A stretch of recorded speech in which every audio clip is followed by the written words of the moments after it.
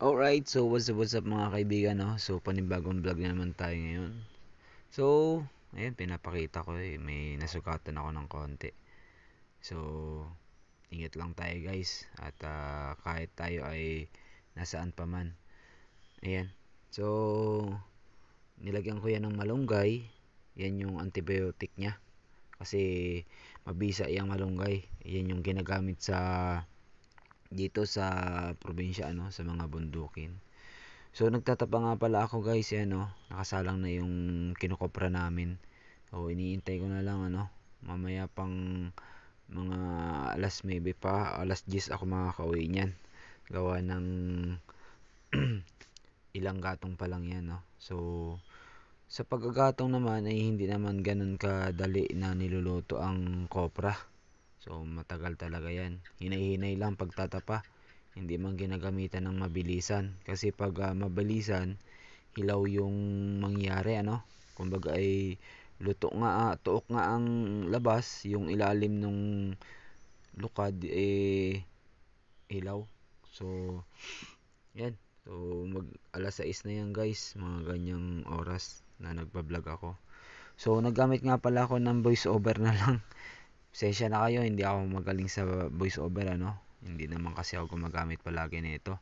So nagka-problema lang yung sa setting ng aking video kaya hindi gumana. So sayang nga lang at hindi niyo napakinggan yung pinakang boses ko dun sa kung ano. So okay, bagamat yun na hindi gumana, ito ay ginawan ko ng paraan. Nirecord ko na lang ano para maisa-isay ko yung mga sinasabi ko. So yan oh. Lalabas na ako niyan at papakita ko sa inyo. Ayun no. Napakausok. Sigurado pati ang lamok pag gawi dyan sa lugar na yan. Ayun.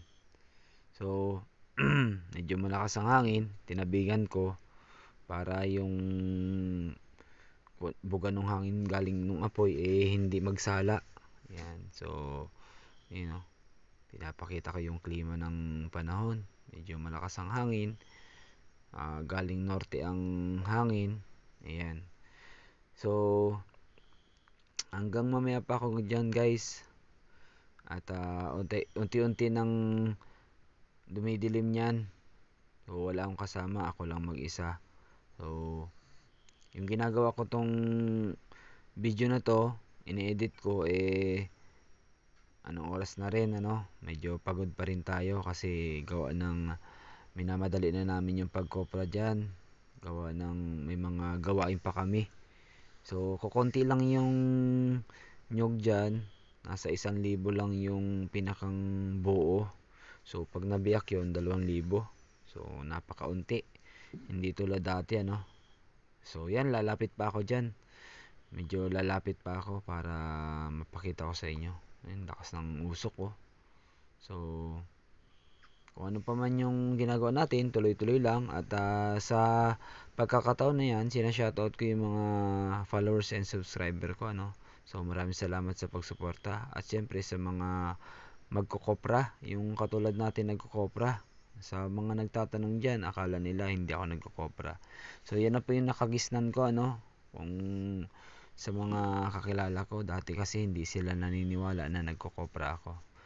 Ayan. So, yan yung sinasabi ko dyan. Pag naluto na, pinaghihiwalay yung laman tsaka yung bao. Ayan. So, yun yung i-deliver, ano, yung pinakang laman pag luto na. Siyempre, gagandahan natin ang luto para naman matuwa yung may-ari, yung pinakang pagdadala natin. Kasi, yan ay sa may-ari. Pinakang hatian lang kami dyan. At dati kasi tersya. Ilang taon pa lang naman na hatian. So, yan, may pinakita ko sa inyo, baguhan pa lang, oh. Yan yung ibabaw niya. So, yung medyo ilalim niya, medyo brown na. So, yan ay sa ibabaw ko lang kinuha. At saka, yan yung nahuli. Yan yung hinabol namin. So, yan yung nakakuha ko. So, yan yung ilalim. Ayun, napakalakas ng apoy niyan, mga kaibigan. So, pinapasok ko pa rin yan, ano, kahit medyo malakas. Talagang pinupuntahan ko yan, gawa ng chine-check up ko yung ilalim palagi kung baka may apoy yung sahig kasi nga yung aming sahig ay hindi na ganong katibay, medyo nagamit na rin. So yan, naglalagay ako ng gatong. Nilalagyan ko ng sariwa gawa ng sobrang lakas. Pag ganyan malakas, nilalagyan ko ng sariwa. So wala na kasi bao na panlagay dyan, naubos na. Kaya yan yun na lang nilalagay ko. So yan, medyo dami-dami din yung nilagay ko, no. So maganda yung guys, yung sariwa lalagay mo. Pang lang talaga yon, pang timpla ng init talaga yon. Kasi kung tuyo lalagay mo, lalong lalakas yan. So yung pinakang medyo sariwa, yun yung magpapa-circulate ng tamang init. So base lang ito sa aking karanasan at kakayahan, yun lang yung alam ko. Tsaka yan yung pang-control ng init para hindi ganong kalakasan. So yan, sa pagkakataon na ngayon, talagang alam ko ay sisilipin ko yan sa ilalim. Pupuntahan ko yan sa ilalim kasi nga hindi ako komportable na hindi ko sinisilip yung ilalim gawa ng dispalinghado na yung aming sahig, yung ginagamit namin. Yung pinakang sahig niya, malutong na yan. Gamit na. Although hindi lang pa namin napapaltan, So ayan na, gumapang na ako sa ilalim. Yung butas dyan. So may butas kasi dyan, medyo sakto lang. Ayan, medyo madilim. Sensya na kayo guys, hindi gano'n na-captured. Ayan. So sinilip ko yon, yung pinakang ilalim nun. Wala namang apoy. Para kahit anong paman, hindi siya magtuloy-tuloy kung magkakaapoy. Para mabuhusan ko agad ng tubig. So yan, palaging check up lang para tuloy-tuloy, hindi tayo magka-aberya, lalo na mag-isa lang tayo. Wala tayong katulong sa pag-asikaso dito, kailangan maayos para hindi magka-problema. So yan, dumidilim na guys, pasensya na kayo, medyo madilim na yung ating vlog, So hanggang ngayon salamat sa suporta. So hindi ko na rin ma-recall yung mga sinasabi ko dyan. Siyempre iba pa rin yung recording tsaka yung pinaka-actual na sinasabi. So ganun pa man, at least nasasabi ko ng konti. So ayun nga pala yung sasabihin ko dyan, kung ano pa man yung ating nasasagupa sa buhay o naranasan, tuloy-tuloy lang tayo. Huwag tayong susuko kasi may awa ang Panginoon. May awa ang nasa taas. Sabi nga na nasa tao ang gawa, nasa Diyos ang awa. So yan, tuloy lang tayo mga kaibigan. Huwag tayong susuko sa ating sa hamon ng buhay, kahit ano pa mangyari.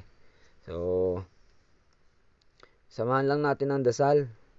Yun ang importante, Samahan natin ng iba yung pagdarasal at samahan natin ang gawa. So yan, medyo madilim na. Talagang bilis ng oras. Siguro yung oras na yan nasa 6:80 na. Kung hindi ako nagkakamali. Basta ganyan yun yung oras na yan. So pinapakita ko yung hangin. Ayan. Medyo malakas. Galing norte. Yung pinakang hangin yan. So pag dito naman sa gawing kabila, pag dito sa may Malindig, sobrang lakas niyan pag galing dyan. Pag galing dyan ang bagyo. Yan. Sobrang lakas niyan mga kaibigan. Pag dyan galing. Kasi nga, yun yung walang binabanggaan. Galing dagat. So, kami na yung babangga. Ayan guys. Ayan. So, hindi ko na masyadong mag-gets yung sinasabi ko dyan, So, ang sinasabi ko nga pala dyan, sana walang ibang taong pumasok, walang ibang taong pumunta, kasi mag-isa lang tayo dito. Although, siyempre, nakahanda tayo kung ano pa mangyari. Pero, private property to, dapat hindi sila pumunta rito o pumasok. Siyempre, hindi natin masabi ang panahon, kahit ano pa man, may mga kaibigan tayo kakuan dyan na mabubulaga lang tayo. So, at least, hindi naman tayo lalaban, hindi naman tayo na tao, friendly naman tayong tao, hindi naman tayo siyempre, isa lang tayong magkukopra, isa lang tayong naghahanap buhay ng marangal. So hindi tayo gagawa ng kung ano man, So lalaban tayo ng patas, lalaban tayo ng maayos. So yun lang guys, at maraming salamat sa inyo. So sa pananatili sa aking channel, sana ay suportahan nyo pa ako. Hanggang dulo, So tuloy-tuloy ulit tayo sa pag-vlog, tuloy-tuloy tayo sa pag-upload. So sa mga nasi-share ko, So alam nyo naman, yung aking vlog hindi lang yung isang content, may 4 na content tayo. So mga solid followers and subscriber natin dyan, alam nyo yan mga kaibigan. So kaya tuloy lang tayo. Maraming salamat sa mga nag-share at nagpa-follow. Salamat sa nagla-like sa mga video natin. So ingat tayo palagi, God bless sa lahat. Dasal lang tayo palagi. Kahit ano pang mangyari sa ating buhay, magtiwala lang tayo sa taas at magtiwala lang tayo sa sarili. Thank you guys. Thank you. Maraming salamat sa inyo. Ingat kayo palagi.